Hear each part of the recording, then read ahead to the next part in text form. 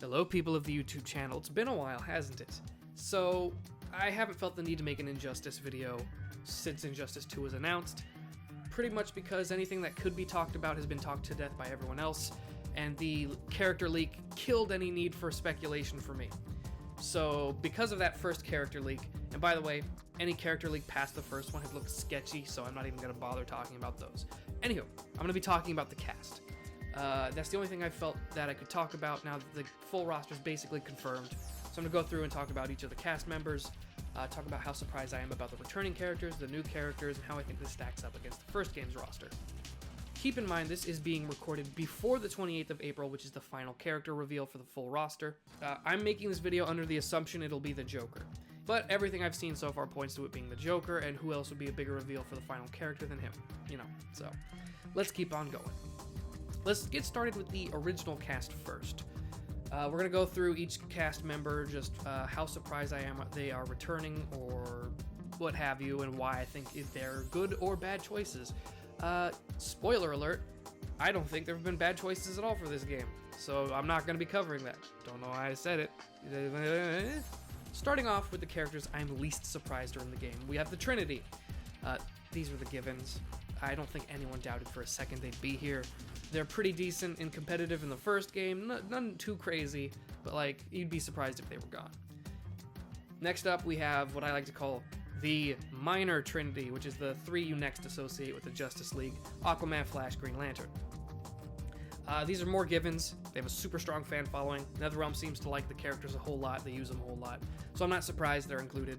And they each look pretty good from what I've seen, from what little I've seen, admittedly. Next up, we have Harley and the Joker. Super popular characters. I don't think anyone here doubted their inclusion, especially Harley. I think there was a little bit of time where people were thinking Joker might not make it back, but once that leak came out, and then everything pointing towards that leak being accurate, and just how popular Joker is, you can't have a DC game without the Joker, probably. I mean, you probably could. I don't know if it'd be super good. Next up, we have characters that I do not think were a given, and could have easily been left out: Bane and Catwoman. Bane and Catwoman, it's strange. They're both popular enough that I think people would have said something if they weren't there, but I do think that because NetherRealm has used Catwoman as far back as Mortal Kombat vs. DC Universe, they shouldn't break the pattern now, so Catwoman can come back. And Bane is one of the most popular Batman villains of all time. He's got to be in there. They're both decent, competitive in the first game. I don't think I really liked them in the first game, but we'll see. And finally, characters that I expected not to return, but actually did, which surprised me. We have Cyborg, Green Arrow, and Black Adam. I made a prediction shortly after the first couple reveals that I'm not showing anyone because I'm super wrong about most of them. I got like a little less than half right. But I did not expect Cyborg, Green Arrow, or Black Adam to return. Reasons being that just story-wise, the only one that really did anything was Green Arrow. And everything about the game implied that they were going to be going back to the just pure Injustice universe without any crossover, so I expected them to just leave out Green Arrow. That being said, Green Arrow and Black Adam, from what I saw, were super popular competitive picks, so I really shouldn't have been surprised at their inclusion. Cyborg, he was okay early on, seemed a little cheap, but then he kind of petered out, and then I never saw anyone use him again. They're all reasonably popular, so I'm not surprised. And that cuts it for the total number of returning characters, which is at 13 returning characters. Pretty good picks. I don't think there's anyone I said could have probably been left out. There's some I didn't think would come back, but overall, this is decent. Now, let's move on to the new characters. Again, from least surprised that they're in to most surprised. With an exception for one, but we'll get there. Starting off, Supergirl, Swamp Thing, and Captain Cold. These were the strongest characters that I saw in fan support for the first game to be DLC. Like, you couldn't take two steps without someone requesting Supergirl, Power Girl, Swamp Thing, or Captain Cold. So, the fact that they were that in demand, I'm not surprised at all they're in the game. All three of them offer super cool, interesting gameplay opportunities, especially what I've seen of Swamp Thing. He looks neat. I don't know how to do that. I played a little bit of the beta. I didn't really ever touch Supergirl, so I don't know about her, but this looks really interesting. Next up, Dr. Fate, Scarecrow, Black Canary. I had super high character demand for these, less so than the other ones, but they seemed a little bit less probable for various reasons. Black Canary wasn't in the first game. I remember her getting killed off in the comic, which I'm sure is getting explained. I didn't read all the comics, so maybe that was explained there. But Scarecrow was also dead. And Dr. Fate just seemed to me like you'd put him in as a DLC character later on. Like, there was enough fandom that I could have seen him just not making it in. But the three of them, they seem all pretty popular picks. And I'm not super surprised. So I'm happy to see them. And Scarecrow's gear looks incredible. Next up, characters that I think could have been dropped due to similarities with characters from the first game that I expected to be in that either aren't or still are. Robin, Blue Beetle, Poison Ivy, Deadshot. The reason being, I thought that for Robin, first I thought Nightwing was going to be in the game. I thought if Nightwing's in, probably not going to have Robin, or they'll do something similar like they did the first game. Blue Beetle I didn't think would get in because despite popular demand, I figured a lot of his gameplay would be similar to Cyborg. You know, he changes his stuff to weapons and shoots out, especially the sonic blasts from like stuff, but they've changed him enough and I actually played him a lot in the beta. I was digging Blue Beetle. Next up, Poison Ivy. This is because I figured Swamp Thing was going to get in, and I didn't think they'd have two plant-based characters. But from what I've seen of Poison Ivy, she looks different, so that's nice. And Deadshot is a case of I assumed Deathstroke would be in. And if one was in, I thought the other wouldn't be, and I thought Deathstroke was just more popular. I forgot Suicide Squad was happening, so that's kind of my bad for even forgetting that Deadshot is going to happen. So because they're all included, that means some of the other characters weren't and are, and they each look really good. I'm happy. And we're going to get to the bottom, characters that I didn't expect, but now that I see them, I'm like, oh, that's cool. We have Atrocitus, Grodd, Cheetah, and Firestorm. I saw some fan demand for Firestorm and Cheetah. I barely saw any for Grodd and Atrocitus, which is weird because they're like popular characters. But when they showed up, Atrocitus and Grodd super early on, like the very first trailer. Like, I was like, oh, okay, that's cool. Those are some nice picks. And then Cheetah came out, and I'm like, oh, all right. And Firestorm blew me away because I was not expecting much. So they were nice. They're good picks. Nice obscure characters for the most part, except for Grodd. I feel like everyone knows Grodd, but everyone else in that listing is kind of like, what? And we're kind of leaving it off with the big bads, I say. We have Brainiac and Darkseid. I'm not saying these were uncommon. These are my exceptions from earlier, where I just wanted to talk about them last.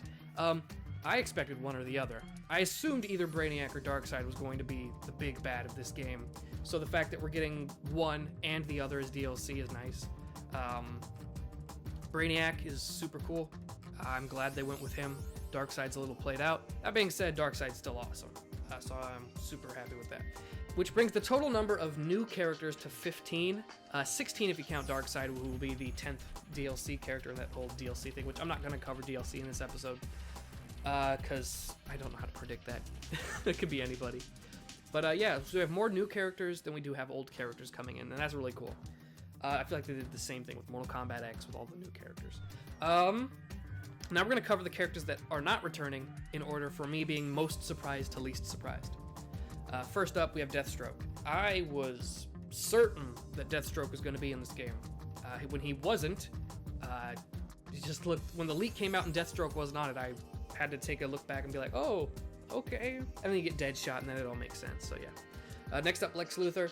I know he was killed off, but that doesn't really mean anything in video games, especially not NetherRealm games. They can bring people back whenever. But this was made before I had the assumption that Brainiac was going to be the big bad. So I assumed they'd have to have the chosen Superman antagonist, but Lex Luthor's not there, so yeah. Next up, my boy, Nightwing. Nightwing's not there. This is a case of I'm bummed, because I'm not a big a fan of Robin as I am Nightwing or even Red Hood. So it's like you're getting your third best pick. You're like, oh, that's neat, but I would have preferred other people. I don't remember anyone playing Nightwing competitive, so that doesn't really surprise me that he's not coming back. Next up, Raven. Raven is so popular. Like, oh my god, people were going crazy when she was announced for the first game. So I was expecting her to come back. She didn't, and it's a little surprising, but I can see where they're coming from. Shazam, a little less surprised they didn't bring back, but that's also because I didn't think they were going to include Black Adam, so I thought it was going to be like just neither of them. So, but Shazam, he was still in the game, so having Black Adam and not Shazam is super weird. Next up, Doomsday. They didn't really do anything with Doomsday in the first game, so I thought if they did bring him back, it'd be more of the same. I was leaning towards him not coming back, so him not coming back isn't all that surprising. Sinestro, once Atrocitus was announced, I figured they're not going to have 2 Green Lantern villains. They'll probably only have 1, so it's probably only going to be Atrocitus. But people seemed pretty certain Sinestro would come back. He's not, so eh. Next up, we're getting down to the people I didn't expect to come back at all. Solomon Grundy. He's I think people kind of like him. I don't think people care all that much about Solomon Grundy, though. Hot Girl, she did nothing in the story mode, and she was barely played in competitive, except like I think there was 1 high-level Hot Girl player in competitive, but it was just, I'm not surprised.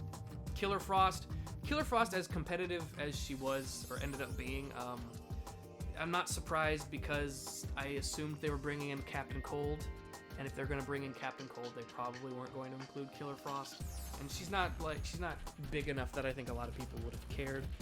And last up of the not returning characters, Ares. I am not even close to being surprised that Ares wasn't in the game. No one played him. He did nothing in the story. His design was okay. His voice was okay.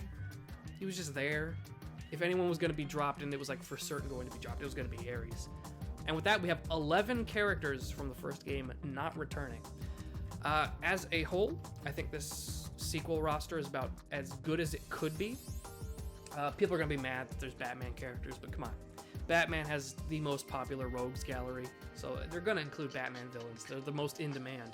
You're not going to see like Livewire or like, I don't know, Parallax.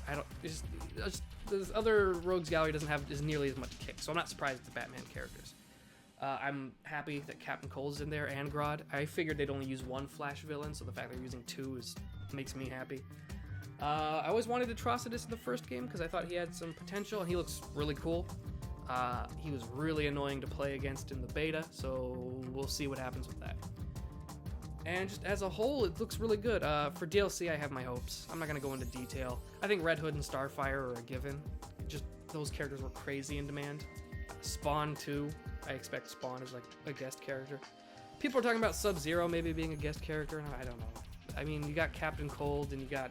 That's just, I don't know. Whatever. In the long run, though, I think this is a really cool roster, and I'm really looking forward to the game. So, yeah. See ya.